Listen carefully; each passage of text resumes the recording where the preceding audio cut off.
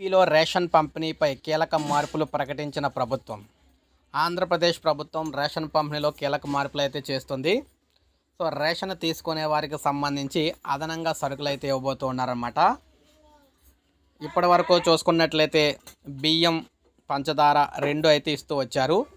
కొన్ని రోజుల వరకు కందిపప్పు అయితే కొంతమందికి ఇచ్చిన తర్వాత మళ్ళీ ఆపేశారు.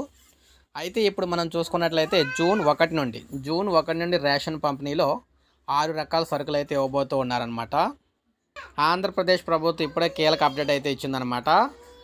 రేషన్లో భాగంగా బియ్యం, పంచదార, కందిపప్పు, రాగులు, అదేవిధంగా జొన్నలు, ఇలా 5 రకాల వస్తువులు అయితే పంపిణీ చేయాలని డిసైడ్ అయ్యారు.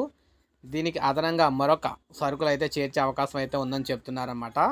అయితే అది ఆప్షనల్గా అయితే ఇవ్వడం అయితే జరుగుతుందని చెప్తున్నారు. అంటే కొన్ని జిల్లాలకు మాత్రం అది ఇవ్వడం అయితే జరుగుతుంది అంటున్నారు. మొత్తంగా 5 రకాల వస్తువులు అయితే పంపిణీ చేయడానికి రాష్ట్ర ప్రభుత్వం సన్నాహాలు అయితే చేయబోతోంది. మీరు చూడొచ్చు, ఏపీలో వచ్చే జూన్ నుంచి అనమాట, జూన్ 1 నుంచి అనమాట రేషన్ పంపిణీలో మనం చూసుకున్నట్లయితే అదనంగా రాగులను అయితే పంపిణీ చేయాలని చెప్పేసి ప్రభుత్వం నిర్ణయించింది.